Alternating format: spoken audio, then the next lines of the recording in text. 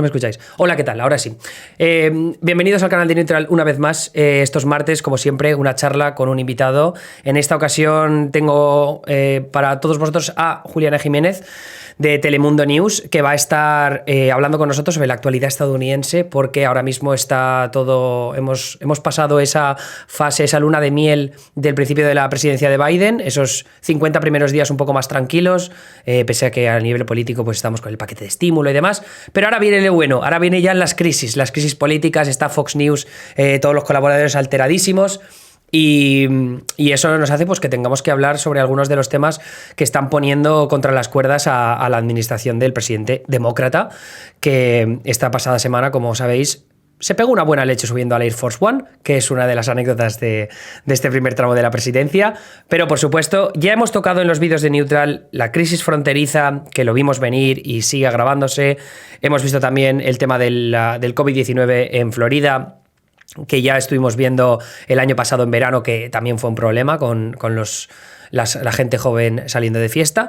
Y ahora, pues, voy a presentar a Juliana, que ya está con nosotros, al otro lado. Ya estás en cámara, Juliana. Lo único que sí, que es verdad que Juliana me ha dicho que no me está escuchando muy bien algunas veces, así que espero no tener que repetir muchas preguntas, pero bueno, la conexión manda, así que... ¿Qué tal, Juliana? Bienvenida al canal de Neutral. Como decía antes, periodista de Telemundo News. ¿Qué tal está la cosa en Miami?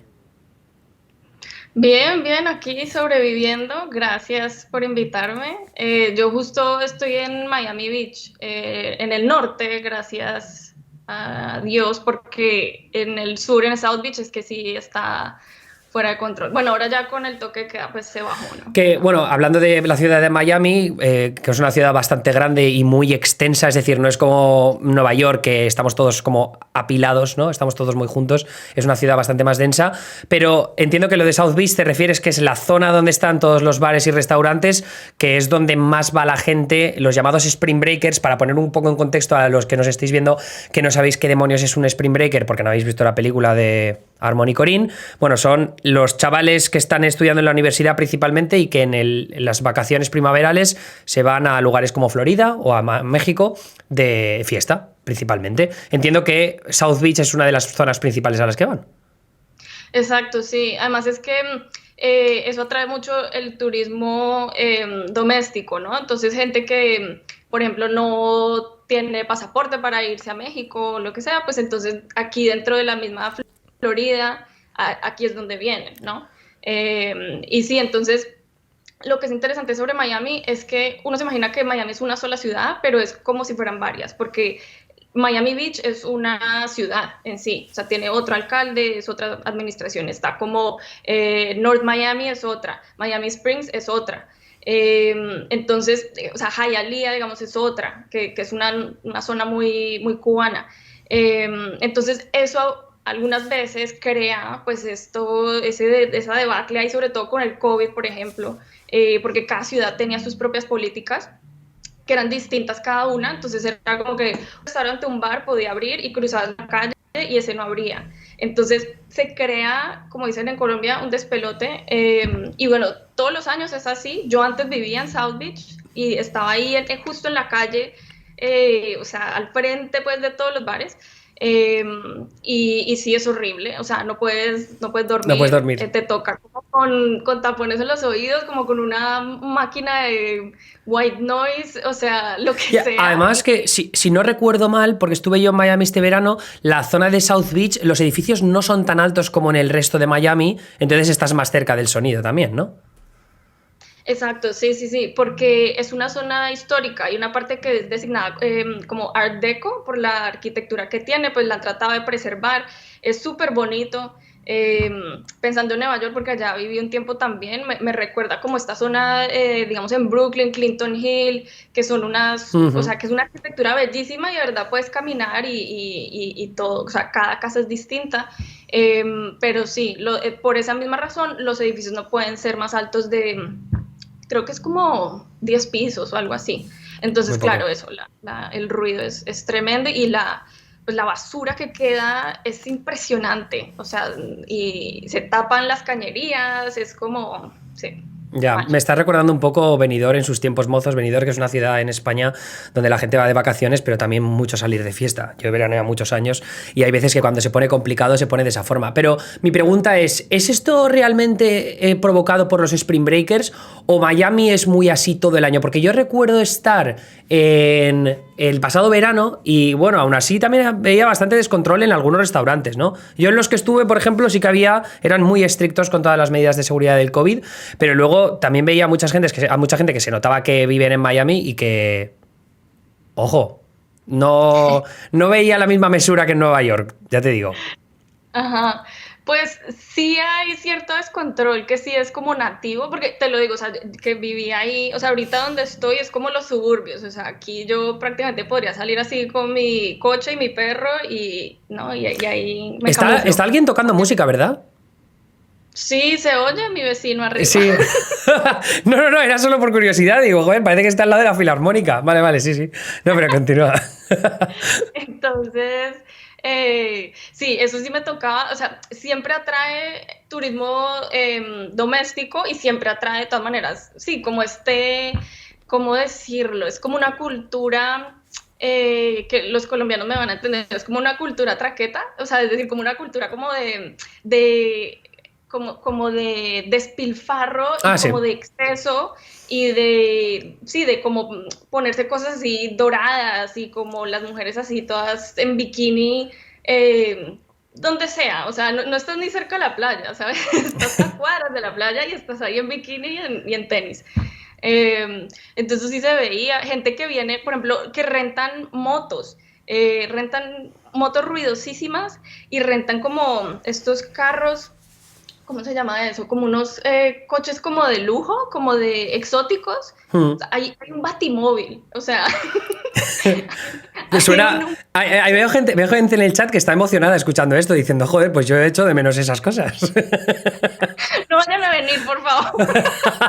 Bueno, de todas maneras, también te digo que en Madrid, por ejemplo, están sufriendo la visita de los franceses, que como no pueden salir de fiesta en Francia, se van a Madrid a salir de farra, ¿sabes? O sea, que entiendo que Miami un poco se está convirtiendo en el mismo objetivo en Estados Unidos. Sí, yo creo que eso también tiene que ver, claro, con que perciben, o sea, con razón, que en la Florida son más laxas estas restricciones de COVID y lo han sido, ¿no? Entonces también dicen, bueno, o sea, allá nunca han cerrado, ¿no? O sea, dicen como que están reabriendo los estados y es como Florida nunca cerró, entonces creo que eso también le llama la atención a la gente y pues por supuesto que ya, que es lo que pasa también todos los años, está la gente más en el norte, encerrada, en el frío, en la oscuridad, deprimidos, y aquí en Florida, pues nada, está a 75 en este momento, hermoso. 75 en Fahrenheit para vosotros, que en España serían pues unos 20 y pico grados, ¿no? Casi 30, más o menos. Estoy tirándome un triple porque no tengo ni idea de cómo se traduce todavía. Pero la otra pregunta que te iba a hacer, claro, en referencia a la de las medidas más laxas, uno de los debates que he visto en las últimas semanas es decir, bueno, vale, se ha criticado mucho a Ron DeSantis, el gobernador republicano de Florida, pero también es verdad que están un poco, o sea, quiero decir que está mucho mejor que en Nueva York o que en California a nivel de muertes por COVID-19. Es decir, que al final las medidas más laxas no parece que se hayan traducido en muchas más muertes. ¿Por qué crees que se debe? ¿Crees que al final tenía razón Ron DeSantis o simplemente que ha tenido suerte porque, yo qué sé, porque hace más calor, la gente no está tan encerrada en sitios y por eso no se ha contagiado tanto el virus? Pues sí, ese análisis no te lo podría hacer, o sea, de lo que he alcanzado a ver, también hay como, ¿cómo se dice esto? Como mixed reviews respecto a Ron DeSantis, porque por ejemplo, lo que es o sea, depende de la industria, ¿no? Y a quién le preguntes si está de acuerdo en cómo lo ha manejado. O sea, por ejemplo, a los restaurantes y los hoteles, que es una industria enorme aquí en el sur de Florida, ellos sí han tenido muchas restricciones que a veces no han tenido mucho sentido, o sea, de que pueden abrir ciertas horas y otras no, y a muchos les ha ido muy mal, o sea, han tenido que cerrar sus negocios y eso ha dejado aquí pues también mucha gente sin hogar, ¿no? Viviendo en la calle y tal. Pero sí, por ejemplo, coincidencialmente mi cuñado, él es gerente de una cervecería local en Wynwood, que es como una zona, ¿no?, de muchos bares, como que Donde está están los grafitis gentrificándose mucho estos y todo. famosos, ¿no? Exacto, sí, sí. Eh, y él decía pues que le parecía un desastre, o sea, en ese sentido de cómo lo había manejado como la reapertura y la no apertura, ¿sabes? Todo esto como que era muy confuso entender realmente, o sea, ¿no? Como quién está a cargo y quién está poniendo las reglas, porque unas reglas te las pone entonces la ciudad, otras el condado y otras el estado. Entonces, no, que es un poco como esta maldición que tiene Estados Unidos por ser, eh, ¿sabes? Sí, un gobierno federal, ¿no? Que los estados tienen la Gobierno independencia. federal, Sí, exacto. porque al final tienes este Sí, mensaje contradictorio que te vienen las recomendaciones de los CDC por un lado, lo que se le escapaba a Trump por otro, y después el gobernador, el condado y la ciudad. Entonces, claro, es como muy... Pero tú estabas hablando de Miami concretamente, claro, yo es que el otro día leí un artículo en Político que hacían un análisis sobre Ron DeSantis y decían, bueno, tiene menos muertes que Nueva York, que yo también lo entiendo, porque Nueva York es una ciudad súper densa, que fue justo al principio de la pandemia. Yo creo que el análisis es diferente. Aún así, Cuomo, bueno, se le puede criticar porque lo que se le puede criticar en lo que respecta a la gestión de la pandemia y con todo el tema de las residencias de ancianos, que ya lo hemos comentado alguna vez aquí. Pero, por ejemplo, a mí lo que más me sorprendió, que no estaba al tanto, era la tasa de desempleo. Que la tasa de desempleo está por debajo del 5% en Florida y, sin embargo, en California y en Nueva York está cercana al 10%, lo cual es, joder... Claro, yo es que recuerdo que había muchos periodistas y muchos políticos que en su momento decían, Ron DeSantis está loco, esto va a degenerar muy rápido y las muertes se van a disparar. Pero como que nunca se ha llegado a cumplir ese pesimismo. sí, sí, sí, sí, sí, entiendo lo que quieres decir. Claro, claro, parecía que iba a ser eso, como una tragedia así, nivel genocidio, pues. Y sí, no llegó a ser así, es verdad. Ha sido como, sí, tiene otros efectos en otro lado. Ese artículo que mencionas de Político también lo vi criticado mucho. ¿Ah, sí? ¿Por qué? Que me sorprendió, sí, o sea, porque nunca había visto como esas críticas a Político, pero lo vi de otros periodistas como diciendo como, o sea, sí, hay falta como muchos factores que no están analizando o que simplemente no se puede comparar, ¿sabes? Por todas estas cosas de que eso en la Florida también está como entrando y saliendo mucha gente de otros estados, que no es tan denso, o sea, digamos, por ponerte un ejemplo, yo desde el principio de la pandemia he salido todos los días a montar bicicleta, a caminar, pero porque hay mucho espacio, o sea, la gente puede salir y no cruzarse con Con la nadie, gente, eso incluso si totalmente estás, cierto, sí, eso es verdad. sí, vas por un andén y o sea, no te alcanzas ni a cruzar. En Nueva York no es así, o sea, como sea, tú entras en un contacto cercano como con 100 personas al día, o sea, Sí, eso yo mínimo, también me di cuenta sí. en Miami cuando estuve, porque tenía un amigo viviendo en, ¿cómo se llama? Biscayne. Key Biscayne es la zona Ujú, esta que está como la calle principal, está tan grande, pero que al sí. final es verdad, o sea, tú sales a tomarte un café, aparte de que tienes que hacerte como 27 manzanas andando, las aceras son del tamaño de una carretera, de una autovía, ¿no? Entonces yo creo que es lo que yo cuando leí el artículo de Político y que hacía las comparaciones tan absolutas, ¿no? Que al final cogía estos valores de, bueno, tasa de desempleo, muertes por COVID-19 y la vacunación, ¿no? Entonces te lo ponía todo en una misma lista y decías, oye, pues es verdad, ¿no? Y además es que, claro, es una buena narrativa porque dices, ahora tienes a Cuomo que se enfrenta a las críticas de todo su partido que han pedido la dimisión, tienes a Gavin Newsom en California que están haciendo unas elecciones especiales para ver si se lo quitan de encima y es una narrativa muy buena como de historia de... No sé cómo... Hay un nombre específico. No me acuerdo ahora, pero vamos, que es como la bajada, ¿no? La caída en picado de popularidad y de repente remonta y dices, lo estaba haciendo bien desde el principio. Pero me parece interesante lo que decías, que el artículo de Político ha sido muy criticado, porque yo no había leído nada al respecto, lo había leído directamente y está bien saberlo. Pero tú comparándolo con otros estados, ¿qué dirías? Que quién lo ha hecho bien en Estados Unidos en los últimos meses. ¿Tienes la sensación de que ya por fin se está cogiendo la buena vía o que sin embargo se van a seguir cometiendo errores? Sí, es que yo creo que, bueno, volviendo otra vez a este tema que a veces es difícil comparar de estado a estado, por lo que dentro de un mismo estado también varían tanto las condiciones. Entonces, o sea, podría tener más sentido, digamos, como pensar de ciudad en ciudad, quizá. Porque, digamos, si tú, o sea, dentro de Nueva York, o sea, tienes una zona que es hiper densamente poblada, pero manejas 20 minutos y es como si viajaras en el pasado, o sea, Totalmente. es otra cosa, ¿no? Y eso pasa pues en todos los centros urbanos, que es como esta división entre el campo y la ciudad.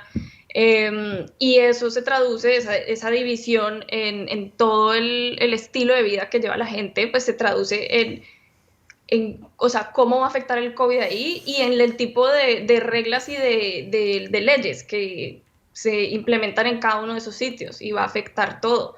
Entonces, sí, yo creo que, no sé, creo que se puede hablar más es de eso, o sea, no tanto de estado con estado, porque, por ejemplo, pensando en Florida, una ciudad donde viví como 5 años, que fui a la universidad allí, en Gainesville, ahí el sistema de vacunación es radicalmente distinto al que hay en el sur de la Florida. O sea, el sur de Florida, que incluso es una región, ni siquiera estamos hablando de una ciudad, ¿no? Porque eso incluye el condado de Broward, Palm Beach y Miami-Dade.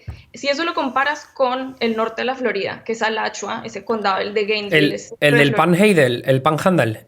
O Más no, más abajo. abajo. Más abajo, más abajo, vale. Está como entre el Panhandle y entre Orlando, digamos, Vale. como ahí en ese centro. Esta ciudad de Gainesville lo estaba manejando como, o sea, sí, bueno, europeo no sé si es la palabra, como escandinavo, pues, o sea, era como, o sea, la gente de 90 para arriba, hasta que no quede una sola persona que no esté vacunada de 90 para arriba, no se sigue al siguiente tramo, o sea, y no hay manera de saltarse eso. Tengo amigos que todavía viven allá o que se mudaron de vuelta y dicen eso, o sea, que hasta trataron como de mirar a ver cómo se colaban y era imposible. Aquí todo el mundo se está colando por todos Eso es lados. eso es lo que te iba a preguntar después, porque yo tengo amigos ya que me han dicho que se han colado, que no te piden papeleo, que si dices que trabajas en un restaurante te cuelas, y eso está pasando de verdad en Miami. Sí, totalmente, totalmente. O sea, lo sé de testimonios de primera persona, o sea, sí, conozco mucha gente de muchas edades distintas que se han vacunado, que se han conseguido una nota de un doctor amigo, lo que sea, y llegan y ni siquiera les preguntan por la nota. Entonces, o sea, cualquier persona se está vacunando. Y bueno, las historias que ya hemos visto de turistas, no sé, argentinos, que llegan y se bajan directo al aeropuerto, al Publix, se ponen la vacuna y se devuelven. Bueno, yo eso también te digo que yo se lo recomendaría a cualquier español que pueda venir a Estados Unidos, viendo la facilidad con la que la gente se está vacunando. Te vienes aquí 2 semanas igual, no tiene que ser más, ¿no? No sé cuántas, pero si te ponen la de Johnson & Johnson, joder, tienes la vida solucionada. Entiendo que luego priorizarán a los mayores en esas vacunas más de monodosis. Pero mi pregunta es, ¿se están viendo consecuencias en gente que no se puede vacunar y que sí que lo necesita?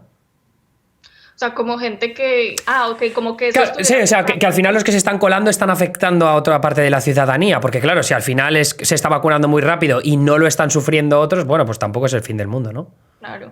Pues ya es que yo no he visto historias de eso, o sea, no he visto como datos ni... No, o sea, no, eso no lo he visto. Que yo sepa, hasta donde yo sé, no. Quizás sí, pero sería difícil de medir también, No, ¿no? ya, bueno, claro, imposible, sí, eso... Sí, que pasa mucho con la época del COVID, que hasta que no salga un estudio de algo específico no puedes sacar demasiadas conclusiones. Y en lo referente a Miami y la vacunación, aunque la gente se esté colando, ¿qué tal está siendo el ritmo y la organización para vacunarse? O sea, es relativamente fácil, porque aquí en Nueva York sí que ha habido problemas de haces una cita, te acercas y te vacunan y todo sin problemas. Sí, pues mañana te podría decir información más completa porque Vale. mañana me voy a ir a vacunar. ¡Hombre! Enhorabuena. Sí, entonces... ¿Pero con nota del médico trucada o no? Con una nota real de mi médico que dice que soy una especie en vía de extinción y sí, o sea, lo que yo he visto, porque mi familia se ha vacunado, o sea, mis papás que ya tienen más de 65 y ellos, sí, o sea, para ellos fue fácil, en verdad, yo me extrañé lo fácil que fue porque era como... Vas a la página web del Departamento de Salud de la Florida, te inscribes ahí, pones tu número y ellos te llaman de vuelta y hacen ahí la cita contigo. Lo mismo hace el condado de Miami-Dade. a mí también, a mí me dio COVID. Yo tuve COVID el mes pasado. Ah, No, ostras, sí, todo febrero estuve ahí en esa. Joder. Sí, entonces yo pensaba, como tenía la idea de que no me la podía poner o algo así, yo tenía que esperar mucho o lo que sea, y le pregunté a mi doctor si podía, me dijo que sí, no había ningún problema, o sea, pues porque ya pasó también un tiempo, no es como tan seguido. Solo me dijo que me pusiera una sola dosis de Pfizer. Entonces cuando ya supe que sí podía, pues claro, empecé, ¿sabes?, a buscar cómo hacerlo. Entonces, nada, y te dice como, a veces sí es un poco complicado, que si vas a una página web, entonces te dice que está todo ya booked, está como Reservado. reservado todo. Luego vas a la otra, o sea, por un tiempo yo dije, bueno, ya no fue, hasta que me llamaron y hicimos la cita, pues, y voy a ir mañana al estadio de los Marlins ahí a Ah, ver los Marlins, qué guay. cómo es. Uno de esos estadios, si no me equivoco, como despampanantes de que se han gastado no sé cuántos mil millones de dólares, ¿no? En construirlo. Sí, sí, bueno, pero ese es el de Beckham, ¿no? Ah, bueno, no lo sé. Es que yo recuerdo ver un estadio en Florida que me sonaba que era en Miami, que tenía hasta acuarios dentro del estadio. Me parecía completamente absurdo. Esa es la estética traqueta que te digo. Sí, sí, sí. No, pero es que recuerdo leer un artículo, creo que era un artículo o un vídeo, no estoy seguro. Igual era un vídeo de estos de Vox, del medio de comunicación, que contaba el despilfarro que había con los estadios y cómo la inversión pública, recibían inversión pública y se estaban gastando millones de dólares en eso con dinero público. Y era totalmente surrealista. Pero te quería preguntar, aprovechando que estabas mencionando lo de tus padres. Tú te mudaste cuando eras pequeña desde Colombia. Entonces, como quería hablar también del asunto migratorio, ahora que estamos conociendo tantos detalles sobre la inmigración, ¿me puedes contar un poco sobre tu experiencia de emigrando a Estados Unidos? Porque a mí siempre me ha parecido muy interesante conocer historias de aquellos que vienen, sobre todo en las últimas décadas. Claro, sí, sí. Bueno, nosotros fuimos muy afortunados desde el principio, o sea, obviamente es difícil para todo el mundo, pero en verdad que sí fue una, o sea, no, es una muy buena experiencia comparado sobre todo viendo las historias que salen ahora. Nosotros, mis papás, mi hermana y yo, que ya es 3 años mayor, nos mudamos acá en el 2001. Fue también un poco raro porque apenas llegamos, pues ahí mismo pasó lo de septiembre 11, Ah, claro, es entonces eso verdad. sí transformó completamente el panorama, en particular para los inmigrantes, pues ahí, antes era un poco más laxo, ¿no? Y ahí obviamente pues se cerraron como muchas avenidas y todo estaba más constringido. Llegamos con una visa de trabajo pues de mi papá, como una L1, pues sí, sí habrá gente que la conocerá. Y sí, yo estaba, mi hermana y yo estábamos todavía en el colegio, yo estaba en middle school y ella en high Middle school. school, para que, que la gente lo sepa, porque eso en España no existe, pero aquí tienes, bueno, en España es primaria, secundaria, bueno, bachillerato y luego la universidad, pero en Estados Unidos tienen elementary school, que es elementaria como si fuera primaria, luego hay middle school, que es como si fuera, creo que es quinto, sexto de primaria y luego coge el instituto y después tenéis high school. Sexto, High sí, school es sexto, 4 años, ¿no? o sea, middle school suele ser sexto, séptimo y octavo, Ah, vale. y noveno ya en high Exacto, school, sí. exacto. También en algunos lados le dicen junior high, Junior High, vale. pero Sí, que no sé. aquí yo creo, entiendo que es hasta. O sea, Middle School sería primero y segundo de la ESO y luego es el High School, que sería Junior, Sophomore. No, perdón. ¿Cómo se dice los de primer año? Freshman. Freshman, Sophomore, Freshman Junior son, y Senior, que serían 4 años, es decir, tercero, cuarto de la ESO y luego primero y segundo de bachillerato. Vale, pues entonces Middle School. Tú estabas en Middle School cuando viniste, ¿no? sí. Sí, sí. Entonces yo había estado en un colegio bilingüe como ¿cómo se dice? De formato estadounidense, justamente en Colombia. Entonces muchas cosas, justamente eso, pues la transición no fue como un choque cultural tan duro. Tuve la fortuna también de que el inglés, no sé, los idiomas, el inglés pues siempre fue como fácil para mí, entonces no fue que llegué acá a aprenderlo, sino que ya lo sabía hablar. Eh, Y bueno, o sea, mis papás también al principio pues trataron como muchos trabajos distintos con lo que habían llegado, que era básicamente con los ahorros de toda la vida en Colombia. Ellos trabajaban en publicidad, en mercadeo en Colombia. Llegaron acá y pues, o sea, hubo un punto que mi papá pues trabajaba como dos trabajos y repartiendo periódicos Wow. y pizza tiempo y casi ni dormía, o sea, fue una época ahí dura, pero sobre todo para él, o sea, porque sí logró como poner un muro de contención ahí que a nosotras no nos afectó tanto, entonces yo, sabes, era como, esa época era más de adaptarse a un colegio nuevo, también como llegué al sur de Florida, a esta zona justamente, o sea, después me mudé y ahora fue que volví, eh, en esta zona, en el condado de Broward, un poquito más al norte, eso era una cantidad de colombianos y venezolanos, Yeah. pero así absurda. Entonces yo tenía amigos que eran de mi mismo colegio en ¡Ah, Colombia. O sea, ostras! Vaya. sí, o sea, una cosa loca que tú no tenías, o sea, no había necesidad de hablar inglés casi en todo el día, nomás que en las clases, pero de resto, ¿sabes? Y mis papás, por ejemplo, en su trabajo, luego abrieron una revista en español, entonces era como su audiencia, su mercado eran los hispanos del sur de Florida y no tenían que hablar inglés tampoco nunca. Es una cosa como súper aislada, el mercado donde ibas, todo era latino, colombiano, o sea, yo comía lo mismo exactamente, ¿sabes? O sea, el Milo, el pan de bono, todo eso. Sí, Que muy te iba a bueno. preguntar por el gusanillo del periodismo, pero creo que es bastante evidente que fue a raíz de la revista de tus padres, ¿no? Pues sí, no, no No tanto. O sea, tanto. mucha gente hace eso, pero en verdad no. Porque fue. Yo quería y estaba así, pues ya decidida que iba a estudiar como ingeniería aeroespacial No me o lo creo, astronomía. no me lo creo. Escucha, que yo estudié 2 años de ingeniería aeronáutica y me lo dejé para Sí, cambiarme a periodismo, 100%. esa. Casualidad, Sí. macho. Y la típica es porque, bueno, dije como no, o sea, me cuesta demasiado las matemáticas y escribir me viene más fácil, Me entonces. meo, me meo.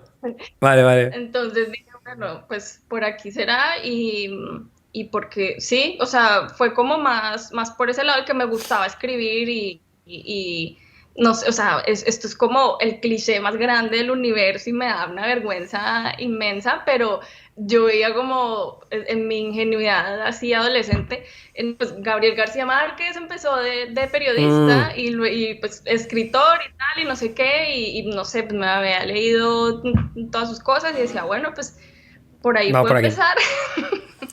Y, ahí- y, Sí. y entonces luego fue la universidad que ya ibas con esa mentalidad del periodismo, entiendo, desde el principio, porque en Estados Unidos también por poner en contexto a la gente que no eliges tú una carrera al principio, sino que empiezas estudiando muchas cosas y luego haces el major, ¿no? Que te vas especializando conforme pasan los años en la universidad. Entonces, ¿empezaste ya como a saco con el periodismo? Más o menos, porque también, sí, empecé, bueno, creo que es por aquí, pero al mismo tiempo tomaba muchas clases de otros tipos. Entonces también ahí cuando, bueno, tomé como clases de astronomía y etcétera, pero también luego me empezó a gustar mucho el cine y la filosofía, la fotografía. Entonces, sí, hice como dos majors, porque eso también puedes hacer, es como una doble carrera. Ujú. Entonces era como un double major de inglés, que le llaman acá, pues como letras, podría llamársele algo así. Entonces era un double major de eso, letras y periodismo. Pero siempre era como que el periodismo porque me tocaba, como que tenía que, porque según yo y según mis papás, no sé, era como, bueno, y usted, lo típico, ¿no? Como que, ay, va a estudiar filosofía y va a estudiar literatura y de qué va a vivir, ¿no? Ya. Entonces era como algo estable Es la misma que preocupación, yo tenía creo que. que para todos los padres que tienen hijos periodistas, ¿eh? Y lo digo por experiencia, o sea que creo. Exacto, sí. Y pues nada, nos salió el tiro por la culata porque pues de estable el periodismo tiene muy poco. Entonces, esa era como la opción segura, ¿no? El periodismo. Entonces, hice esas como en paralelo y bueno, y al final me enfoqué, porque tienes que como escoger un Hmm. enfoque, me enfoqué en fotoperiodismo. Entonces, sí, cuando salí, en eso fue lo primero que empecé a ¿Y trabajar, cómo encuentras trabajo en Estados Unidos en el mundo del periodismo? Porque, bueno, seguro que hay muchos periodistas viéndonos en España, pero me parece interesante porque yo recuerdo cuando salí de BU en Boston University, que hice el máster, o sea, imposible, ¿eh? ¿No? Porque, bueno, entiendo yo también, igual tiré demasiado alto para los trabajos que busqué, pero no conseguí que me fichara en ningún sitio. Tuve una oportunidad en una productora de documentales, que es lo único, que donde sí me ofrecieron algo, pero al final yo estaba empeñado, pues que quería intentarlo por aquí, por el noreste, igual tenía que haberlo intentado en Miami. Pero ¿cómo fue tu experiencia para encontrar trabajo? Pues eso, digamos, hay como un trayecto, como una manera de hacerlo, que es si estás ligado de alguna manera con una institución educacional, ¿no? Si llegaste y hiciste la universidad, pues la carrera normal, o si haces un máster o lo que sea, que en lo que más te ayuda es que ahí te proveen oportunidades como de te conectan con compañías y hacen estos career fairs, como Ah, estas sí, sí, es verdad. ferias, ¿no? Eso en España también lo he visto Sí. alguna vez. Sí, eso ayuda, eso puede ayudar, o sea, creo que, pero no, claro, o sea, no es como llegar ahí y aparecerte como a ver qué sale, sino, claro, como tratar de hacer una conexión ahí como más directa con alguien, si sentarte a hablar ¿sabes? Como, porque si pasas ahí a dejar tu tarjeta o agarras tarjetas y ya, pues no te van a poner mucha atención. A mí una cosa que me ayudó definitivamente fue que, cómo lo conseguí? Pues sí, a través como justo de la universidad que mandan como emails masivos, como miren esta organización que ayuda y que hace y que conecta y tal. Y entonces me inscribí, digamos, ¿cómo se dice? Me registré, no sé, me uní ¿cómo se llama? La Asociación Nacional de Periodistas Ah, Hispanos, vale. la NHJ. Nice. National Association of Hispanic Journalists, que tiene pues como su chapter para estudiantes. Con ellos me gané una beca y hacen una convención anual. Entonces cuando me gradué fui allí y conocí, y eso es genial, o sea, es un hit esas convenciones, ¿no? O sea, es Lo que pasa es que una. ese tipo de convenciones, y entiendo que irán un poco los tiros por aquí, también tienes que hacer mucho networking. Yo Sí. detesto el networking, es una cosa que me da grima, pero entiendo que tú sí que te hiciste maestra en el asunto del networking, ¿o cómo? Yo también lo detesto, o Ah, sea, vale. y para mí era como, Dios mío, era meterme allá 3 días, o sea, hablar con quién, de qué, voy a estar como ahí parada en un rincón, como, Es que ¿sabes? me Súper parece tan artista ahí, ¿no? absurdo porque es evidente que tú estés intentando conseguir un trabajo de estas personas, entonces no, o sea, no se puede ser honesto. A mí me gusta ser honesto, Sí, entonces es como, no, mira, oye, entonces yo iría de cara, yo diría, mira, quiero un trabajo, ¿de qué quieres que hablemos? Te cuento lo claro. que quieras, ¿sabes? Y ya está. Sí, sí, sí, perfecto. Es que claro, esa es la cosa también que uno siente y me pasaba mucho en la universidad también, que yo creo que me cerraba de oportunidades y creo que todavía lo sigo haciendo, por supuesto. O sea, como de pensar que uno tiene que ser de cierta manera para estar en ese ambiente, en ese espacio, pero tú puedes seguir siendo tú al llegar a ese espacio y tú puedes perfectamente, o sea, yo conocí a gente también, sabes que yo decía como, ay no, me tengo que vestir ahí con el blazer y la vaina y no sé qué y con tacones o cualquier cosa, y era como, no, o sea, me puedo ir ahí de tenis y lo que sea, ir y decirle a la gente como, hola, estoy buscando un puesto y sé hacer esto y esto es lo que me interesa, y conoces gente así también y puedes hacerte amiga de esa gente y hacer una conexión real. O sea, yo todavía me hablo y soy como, sí, de verdad, o sea, no mejor amiga, pero que nos vemos y nos da alegría y charlamos horas con gente que conocí allí. O sea, Nice. por ejemplo, Fernando Pizarro, que es un reportero chileno en Me Univisión, suena muchísimo. lo conocí allí y en Washington, él hacía como muchas cosas de la elección y tal. Lo conocí allí, ¿tú crees? O sea, como 5 años después, como, wow, me lo encuentro en Univisión, excelente, ¿sabes? Y después cubres algo y ahora en Telemundo y tal, y lo veo y es como, hola, o sea, ya es como si fuera un amigo pues de toda la vida. ¿Y cómo fue? Porque, bueno, tú ahora estás en Telemundo, estuviste en Univision previamente, pero también estuviste en Slate, que es una cabecera puramente online, si no me equivoco. Pero cómo es el cambio entre una redacción en la que es más, pues, todos como... Entiendo que mucho más estadounidenses de toda la vida, en una redacción como Telemundo, donde entiendo que hay mucha más gente hispana, incluso inmigrantes latinoamericanos? Sí, eso fue como un shock cultural muy, muy chistoso. O sea, claro, es como cruzar así la frontera. O sea, eh, pero en reversa, o sea, porque claro, sí, cuando yo llegué a Slate, pues ese fue como de mis primeros trabajos, o sea, como en serio, pues, ¿no? Eh, Era una pasantía, pero de ahí se convirtió pues en que luego fui como asistente a la editora, luego editora de fotografía. Pero sí, es un medio supremamente anglo, muy, sobre todo en esa época cuando yo entré, que era en el 2012, sí, no había casi periodistas, lo que se llama como periodistas de color, digamos, era como, solo había una chica negra, que ahorita está en el New York Times, Aisha Harris, Fotres. una otra reportera amiga, que es asiático-americana, asiático-estadounidense, eh, y, y ¿Y ya, o sea, y eso en había una otra. redacción de cuántas personas? Sí, eso como de, haz de cuenta como de, ¿qué sería? Como 80 personas más o menos. ¡Wow! ¡Wow! Eso, Sí, claro, sería 2010 o así. Entiendo que sería hace. Porque eso ahora no pasa y menos en Slate. claro, exacto, sí, o sea, en esa época, y había la única otra persona que era como medio latina, era Matthew Iglesias. ¡Oh! Eh, ¿Lo conoces? sí, bueno, de ahí como algo hablamos en algún momento, alguna cosa latina salió y nos escribíamos ahí como que sí, hay que escribir de esto, pero pues, o sea, no es que él no es así que se identifique como la persona más latina ni nada, o Ah, sea, bueno, creo que claro. Ah, tiene. joder, ni había pensado en eso. O sea, yo lo asumía como que era blanco estadounidense, ¿eh? No había pensado ni en el perfil latino. Pero no, es que, o sea, Matthew Iglesias, para que tengáis un poco de contexto de los que estáis viendo esto, es un periodista que ha estado muchos años en Vox también, escribiendo sobre. Le flipa la política, pero en lo concreto, ¿no? Como las leyes y los estudios. Y la verdad es que es muy bueno. Él tiene un perfil progresista, pero no como de la izquierda Bernie Sandersiana, ¿no? Sino más un poco una izquierda pragmática, yo lo definiría. Y es un tío súper interesante que ahora se ha salido de Vox, que es un medio que cofundó con Ezra Klein, y ahora tiene una newsletter que está muy, muy, muy bien. Exacto, sí, sí. O sea, el de ahí de Slate salió justo a fundar Vox. Y entonces sí, bueno, y hubo un momento como, pues, algún evento que otro, alguna cosa que pasó que sí logró como prenderles ahí la chispa, como que hay que hacer cambios. O sea, tuvimos conversaciones, ¿no? Como con estas otras personas, ¿no?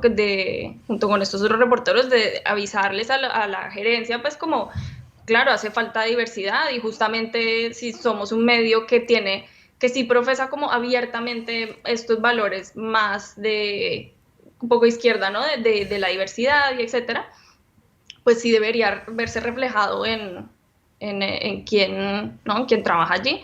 Entonces sí que hicieron cambios y contrataron mucha más gente y en los temas también. Ahí fue que también por alguna razón u otra yo empecé como a escribir más sobre todo estos temas latinos, porque justo, o sea, luego se fue Matthew Iglesias, no era que él escribiera de temas latinos ni nada, pero pues ya era como, ya de verdad la única latina Ya, ya, ahí. ya, ya. Entonces cualquier cosa que pasara era como el Mundial de Fútbol y Colombia clasificó. Te Era toca. eso. No, no. Sí, se murió García Márquez y ahí como, o sea, fijo, ¿sabes? Escribía esas cosas que en otro sitio, eso justamente pues sí me dio oportunidades a mí que no hubiera tenido en otro sitio, porque hubieran tenido pues obviamente gente con mucha más experiencia que la que tenía yo en ese momento. Claro. Pero empecé a escribir más y más y más de eso y de inmigración y se empezó a calentar también eso mucho más hasta como el 2014, Sí, que en 2015. 2014 fue una de las oleadas que sufrió la frontera de la administración de Obama, ¿no? Exacto, sí, sí, que es como un paralelo un poco con lo que está pasando justo ahora. Y bueno, en el 2015 se presenta Trump y ahí fue como, Dios, o sea, esto hay que cubrirlo, pero, o sea, hay que triplicar lo que estamos haciendo. Eh, y ahí fue que hice como un cambio ahí en mi carrera y me di cuenta, o sea, justo porque veía el impacto de lo que estaba escribiendo, que escribía en inglés para la audiencia de Slate, pero incluso allí fue que vi como esto es de lo que yo tengo que estar hablando, por la persona que soy, por mi trayectoria, o sea, por ser inmigrante, por tener el inglés y el español, puedo ser ese puente entre estas dos audiencias y como comunicar lo importante que es o sea, para estadounidenses también. O sea, estamos hablando de, ¿sabes? De su vecino más cercano, que es México. O sea, ¿cómo eso no va a ser uno de los temas principales de los que se hable todos los días? O sea, ¿sabes? A veces se hablan de cosas como de Europa y Francia, no sé qué, como, ¿qué estás hablando? O sea, tu vecino al lado está en una crisis y de ahí, no, de ahí en adelante, o sea, Centroamérica, etcétera. Entonces, esto es lo importante y a eso fue lo que me dediqué. Claro, yo te iba a preguntar porque si no te ofendía de alguna forma, que entiendo que a alguien le puede pasar, ¿no? Que, por ejemplo, vienes de inmigrante cuando eres joven y al final como que te encasillan en ese tipo de temas y te puede llegar a ofender, como decir, vale, ¿qué pasa? Que me vas a mandar a mí solo porque soy inmigrante, ¿no? Pero entiendo que lo tuyo nació más de forma orgánica. Sí, totalmente. Y yo me ofrecía y siempre y empujaba y era como esto hay que hablarlo, esto hay que hacerlo. Sí, o sea, claro, no sé, tal vez si hubiera seguido me hubiera aburrido o lo que sea. Y a veces pasa también que esto se habla mucho en estas convenciones de periodistas hispanos y en talleres y cosas que haces como un trabajo doble de traductor. Ya. Que no se reconoce. Entonces es cualquier cosa como, ay, ¿qué dice aquí? Ay, me traduces esto y tal. Y es como, bueno, o sea... Buah, eso puedo entenderlo y me está dando ansiedad solo de pensarlo. Que estás intentando terminar un artículo y te viene el típico y te dice, perdona, ¿me puedes traducir esto un momentín? Y lo quieres asesinar, Sí, efectivamente. sí, en videos, en lo que sea, como puedes oír esto un momento, a ver qué dice no sé quién. Y es como, ay, sí, o sea, paro todo lo que estoy haciendo y les ayudo a ustedes 10 en sus artículos. Eh, pero bueno, o sea, a mí igual, no sé, eso me gusta de todas maneras, me gusta traducir, me gusta como estar ahí y corrigiendo y viendo, entonces no, nunca me llegó a ¿Y molestar. ya para terminar con esta parte de lo del periodismo, pero cómo viviste el salto de la cultura de trabajo? Porque yo sé que Ay, sí. viendo que en España, o sea, por ejemplo, yo estudié en la universidad en Madrid y luego hice el máster aquí y joder, el salto es tremendo de la exigencia y de la cantidad de trabajo, pero no sé si también, o sea, de pasar de una redacción como la de Slate a la de Telemundo y Univisión, ves un cambio bastante grande.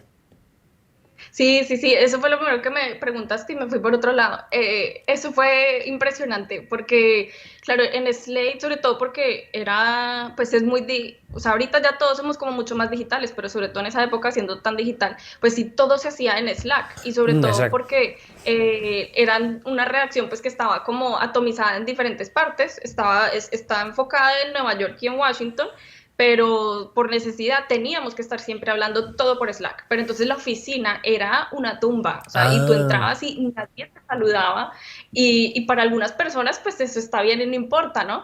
Pero, o sea, digamos, yo no es que sea la más, como que yo llegue y, hola, hola, tú, Sí. oh, sí, o sea, pero, pero igual llegaba, era como, Dios mío, ¿existo? No sé si existo, nadie me reconoce. Y sí, era un poco así y con otras personas lo hablábamos y sí era como, wow, o sea, sí se siente como esa falta de calidez, digamos que la sentimos los latinos. Ya. Y cuando me pasé, cuando luego de allí pues llegué a Univision, sí, fue un cambio tremendo porque es todo lo contrario, todo el mundo está hablando todo el tiempo. Entonces, puede ser muy chévere y haces muchos amigos como así inmediatamente, te ríes mucho más, o sea, estás comentando, salen ideas nuevas, etcétera. Pero claro, a veces también es como, pues necesito trabajar. Claro, Entonces, porque entiendo que también habrá diferencia a nivel de competitividad, porque yo sé que en redacciones como Anglo, que podríamos definirla de esa manera, yo he visto cosas que no creo, o sea, me parecen alucinantes, pero no sé si eso también viste una diferencia abismal entre un sitio y otro. pues sí, yo lo que sentía un poco era, o sea, y lo conversamos con algunas de las personas más jóvenes, no sé, de ahí de Slate, que sí se sentía un poco como, me sentía como en high school otra vez, o sea, como Mm, un poco como unos nichos, como unos clics, ¿no? Como que te sentías como, sí, no sé, sí, como que a veces era muy, pues sí, como hiper enfocado en algunas cosas y a veces no, no se miraba como el todo de la persona. Que luego en Univision y en Telemundo, pues sí, lo he visto totalmente. Y también he tenido la suerte de poder estar en estos dos sitios, justamente los dos grandes medios hispanos en Estados Unidos, ver las similitudes y diferencias, y eso es lo que tienen en común, como que sí se siente que pues te sientes como un poco más que ven a la persona completa, como que estás allí. A mí me ha dado mucho esa sensación que es un high school, un instituto perpetuo, Estados Unidos a muchos niveles, no solo en el lugar de trabajo, también a nivel personal. Y me pasó cuando estuve en la universidad, lo he visto en Nueva York y por lo que me cuentas tú y por lo que me ha contado otra gente, también en el lugar de trabajo, que me parece lo más problemático, ¿no? Que sea tan instituto. Pero lo que te iba a preguntar ahora, como estabas hablando también del asunto de la inmigración, que es un tema al que le dedicaste mucho, me gustaría mucho saber cómo ves la situación ahora, porque es una de las crisis, yo sí que lo he llamado crisis desde el principio, algunos de medios de comunicación han tomado la decisión de no llamarlo así todavía, pero ¿cómo lo estás viendo desde el punto de vista de cómo lo gestionaron los anteriores? Porque Obama lidió con ello, tuvo aquel problema de las jaulas, luego Obama también con las jaulas y la separación de familias, ahora Biden.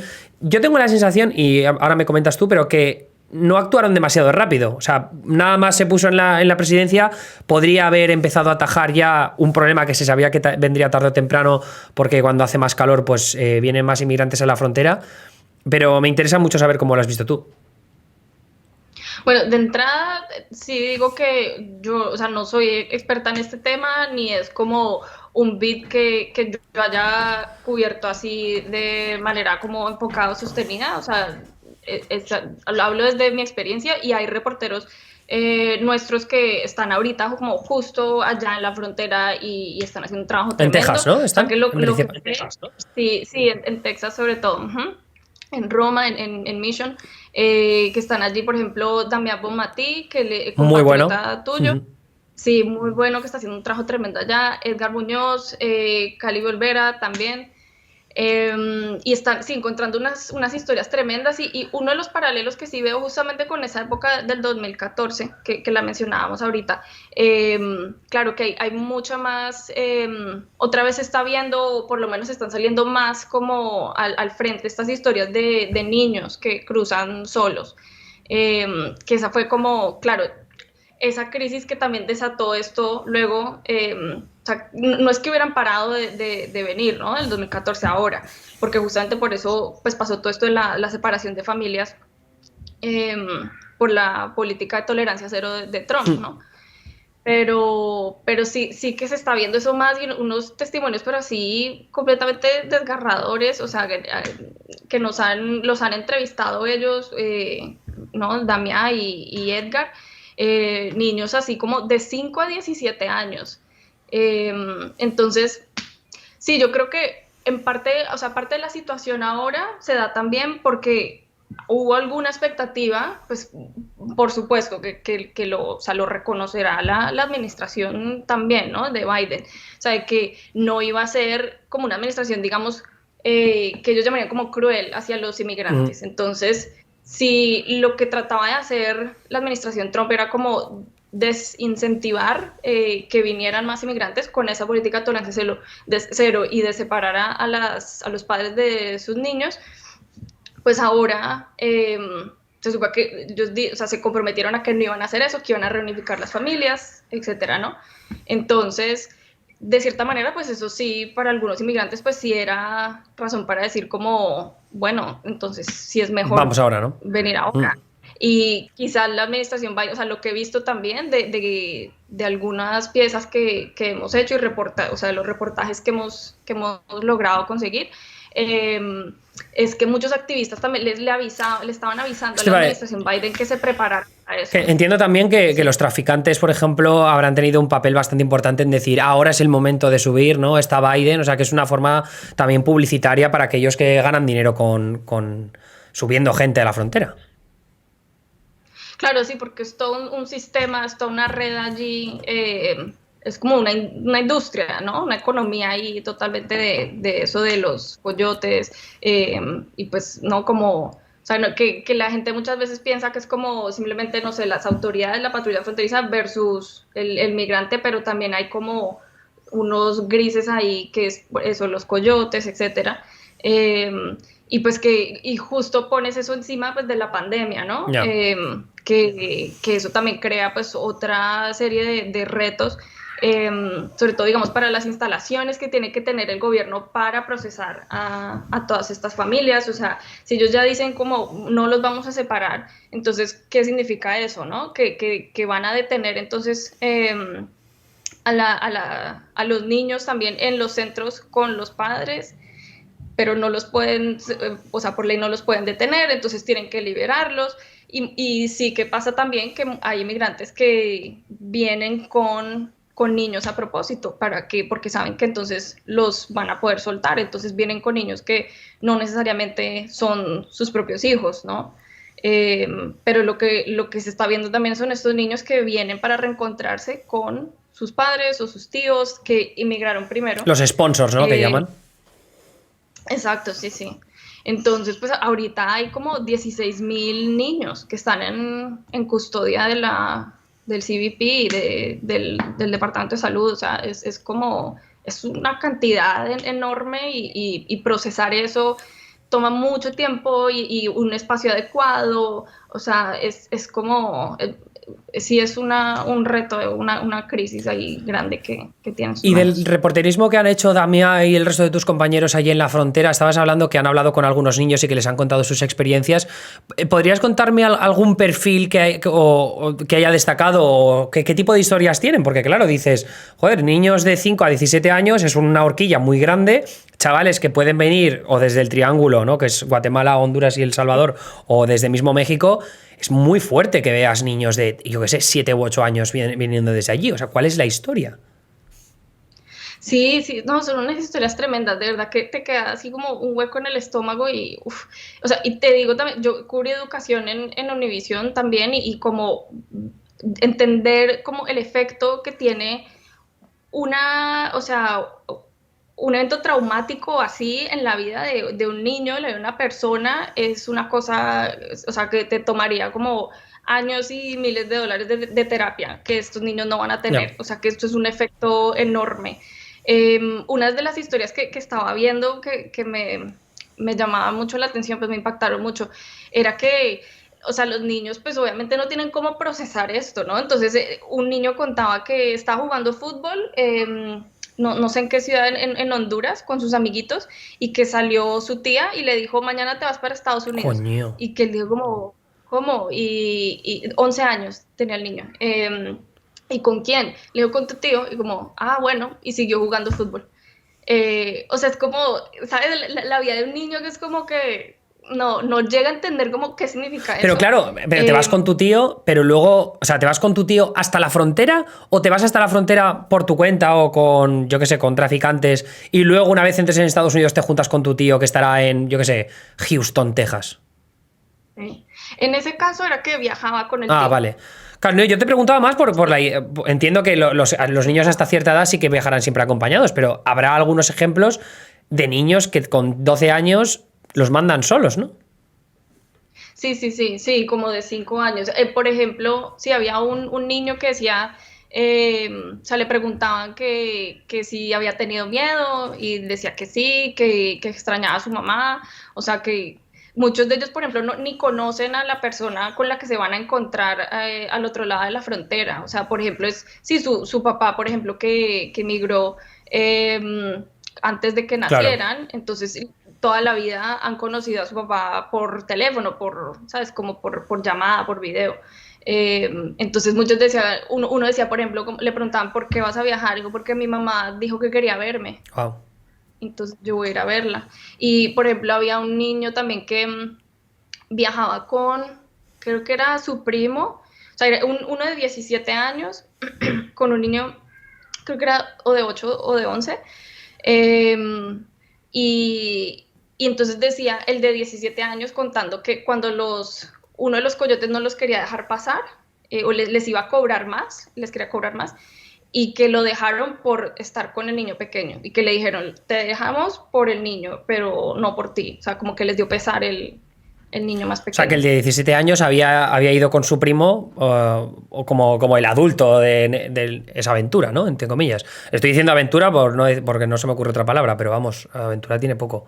Y entonces, claro, ahora uno de los grandes debates, y entiendo que esta es una pregunta muy difícil, pero viendo también el reporterismo que se ha hecho con activistas o con expertos en todo este asunto, yo por lo que he leído, nadie tiene una solución concreta y si hay soluciones es o mucho tiempo para poder hacer nuevos centros o un proyecto legislativo que se lleve a través de la administración de Biden y de los demócratas, que es muy complicado porque no tienen apoyos republicanos para ello. Pero tú ¿cómo lo ves así como al corto medio plazo de ver cómo pueden gestionar todo lo que está pasando? De alguna forma, no arreglarlo, porque arreglarlo es que parece como casi imposible, pero algo que puedan hacer ahora mismo. Pues ahorita algo que estaban haciendo que es distinto a lo que estaba haciendo la administración de Trump era que de la administración Trump ellos estaban utilizando estos centros de detención privados que han tenido pues como muchas críticas y muchas quejas, o sea, digamos quejas oficiales, formales como con el gobierno, pues por mantener malas condiciones, o sea, cosas que ya rayan un poco pues con la insalubridad y un poco crueldad, ¿no?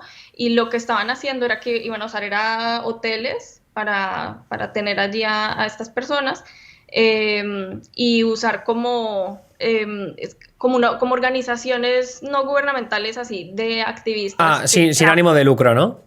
Sí, exacto. Sin ánimo de lucro, que trabajan con inmigrantes, ¿sabes? Y que están como más cerca a esas comunidades, a esas necesidades. No es tanto como otra gente separada que lo hace como por eso, pues por ánimo de lucro. Entonces eso es algo que sí es un cambio y sí puede resultar mejor. Pero sí que es bastante complicado, o sea, ya a nivel legislativo, o sea, nosotros ahorita, por ejemplo, estamos haciendo un análisis de los 100 días de Biden que se cumplen el 30 de abril y entonces justo como en estos temas, ¿no? Principalmente, obviamente, en inmigración. Entonces, algunas de esas cosas que él prometió que se conectan con esto, sí las ha estado cumpliendo de cierta manera. Entonces, eso de reunificar a las familias, de no separarlas, eso sí, o sea, que de cierta manera, pues le está ayudando a como mantener ese capital político con los demócratas, que eso es lo que más demandaban en cuestión que exigían en cuestión de... pues Sí, de el trato más reforma. humano a los inmigrantes que entran de forma irregular, ¿no? Sí, sí. Y por ejemplo, o sea, algo que ha cambiado, pues que lo vemos a raíz o sea, el efecto que está teniendo Uy, espera. Dame un segundo que se me acaba la batería de la cámara. Ahora lo vas a ver. No, pero continúa, perdona. Mientras voy cambiando la batería. Ok. Vale, entonces sigo hablando. Sí, no te preocupes. Ok. Entonces, ¿qué está diciendo? Ah, bueno, claro, uno de los efectos que estamos viendo ahora de las elecciones que acaban de pasar, pues que no fueron solo presidenciales, obviamente, también a nivel de Congreso, hubo, por ejemplo, una congresista republicana de aquí en Miami, María Elvira Salazar, que presentó un proyecto de ley para darle ciudadanía a gente sin documentos que lleve más de cierto tiempo acá, etcétera. Entonces, sí se siente que hay como un cambio, un shift ahí en cómo se está hablando sobre la reforma migratoria. Pues que también una de las promesas de Biden era enviarle una propuesta de ley de reforma migratoria al Congreso. Entonces, ya la envió.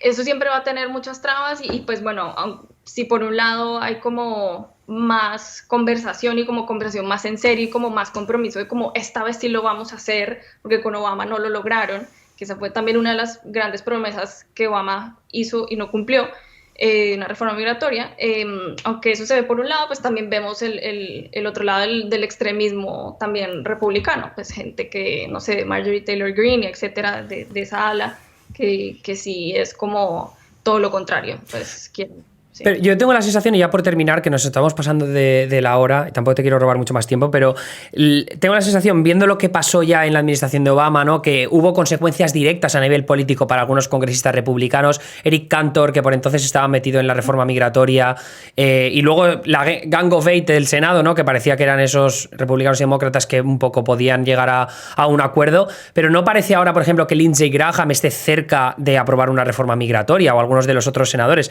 Entonces mi pregunta es, ¿tú de verdad crees que se puede llegar a tener a 60 senadores en total, o sea, es decir, 10 republicanos que apoyen una reforma migratoria, o que sin embargo los republicanos están demasiado ensimismados en su propia burbuja anti-inmigración y que por tanto la única posibilidad para una reforma de esas características es cargándose el filibuster? Pues lo que yo diría es que otra opción, otro camino que tienen, porque claro, es verdad lo que dices, o sea, lograr que esa mayoría en el Senado, o sea, por más de que tengan el control los demócratas, sí es muy difícil y no se ve que vaya a pasar.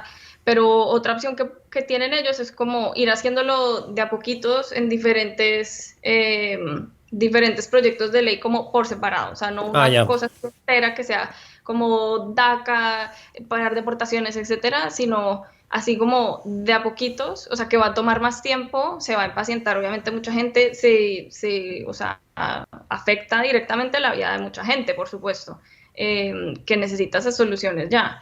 Pero esa es otra manera que tienen ellos, es porque lo que dices, no, sí, o sea, senadores con tanto poder ahí como Lindsey Graham, etcétera, pues no se ve que ellos vayan no se está moviendo la aguja hacia ese lado, pues. Ya. Bueno, y además de que si, aunque se quisieran cargar el filibuster, tienes a Joe Manchin, el senador demócrata de West Virginia, que aquí nosotros llamamos Jumanji, que viniendo de West Virginia no parece en absoluto que vaya a querer cargarse el filibuster, y precisamente por una reforma migratoria. Entonces entiendo que tiene más sentido lo que dices tú de ir aprobando como poquito a poquito, porque DACA, por ejemplo, sí que parece que haya acuerdo bipartidista en el horizonte, ¿no? Es lo único así que me... Porque, por cierto, sí, que sí. tú no eres Dreamer, tú decías que habéis entrado con visado de trabajo, ¿no? Sí, no, y saqué la ciudadanía hace 5 años, 6 años. Uh-huh. Nice. Yo no, yo tengo un triste visado de periodista. Sí, no sé. ¿Lo sabes? Que pues nada, Juliana, muchísimas gracias por haberte pasado por el stream de Neutral, no te robo más tiempo, pero ha sido un placer repasar todos estos temas de actualidad contigo y nada, os recomiendo a la gente que sobre todo, primero que sigáis a Juliana y a Telemundo News que bueno, tienen cobertura en español sobre Estados Unidos, no tan buena como la que hago yo, pero bueno, está bien para complementar. No, que es nueva. Ahí tratamos de darle, ¿no? No, porque yo soy solo una persona, estoy de coña, joder, si es toda una redacción, qué demonios. Nada, pero eso, que hacer un trabajo excelente y eso es todo por nuestra parte, pero nada, Juliana, espero que podamos invitarte alguna otra vez en el futuro. Claro que sí, un placer. Muchas gracias por invitarme. Y dirá al vecino que siga tocando, que nos ha dejado sin música, macho. Yo sé, si lo voy a decir, para la próxima transmisión tenemos aquí orquesta en vivo. Perfecto. Pues nada, Juliana, un abrazo, que vaya todo muy bien. Igual, gracias. Hasta luego. ¿Qué? ¿Os lo habéis pasado bien en el chat, no? No podíais haber hecho otra cosa. Teníais que estar dando el coñazo toda la tarde en el chat. ¿Qué? Menos mal que hay gente decente en esta retransmisión. Porque si fuera por todos los demás, madre mía, el coñazo que habéis dado, hijos míos. Pero nada, Juliana, una puñetera crack. Es la verdad, o sea, os lo digo sinceramente, que Juliana y el equipo de Telemundo son unos cracks. Damián, que es al que tengo más en mente, porque sí que le sigo desde hace bastantes años, le he visto cubrir todo tipo de cosas, ha cubierto huracanes, desastres naturales en todo el sur de Estados Unidos, temas de migratorios, o sea, una barbaridad. Damián además es español, ¿eh? Entonces, pegadles un vistazo porque molan muchos. Y ya volviendo a lo nuestro, estas charlas son posibles porque estamos aquí en el canal de Neutral, así que os recomiendo que os suscribáis si no queréis tener publicidad, si aparte queréis tener acceso a los emotes del canal y más que nada por apoyar el proyecto, porque además esta semana, mañana, si no me equivoco, vuelve Neutrinos con Mario Viciosa, también Taramona va a estar por aquí, yo volveré el jueves para hablar... el jueves, por cierto, tenemos cita especial en Neutral porque es la primera rueda de prensa de Biden desde que es presidente. ¡Y ahora! ¡Joe Biden! Bueno, muy bien, Joe. Una rueda de prensa. Ya da puñetera hora, primo. Así que lo estaremos siguiendo aquí en directo en el canal de Neutral.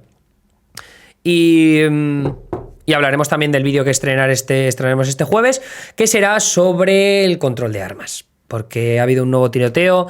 2 tiroteos en menos de una semana. ¿Menos de una semana? Sí, menos de una semana, ¿no? El de Atlanta, en el que asesinaron a 6 personas la semana pasada. Ayer en Boulder, Colorado, 10 personas asesinadas por un hombre con una AR-15, un rifle AR-15, que ya sabemos que es un sospechoso habitual, por desgracia, de la actualidad estadounidense desde hace muchos años, demasiados años. Así que eso ha sido todo por mi parte. Muchas gracias por pasaros por el stream. Y preferimos a Jensaki. Real. Y poco más. Os veo por el Discord y mañana en mi canal y el jueves en el de Neutral. ¡Adiós! ¿Quién está llamando a la puerta?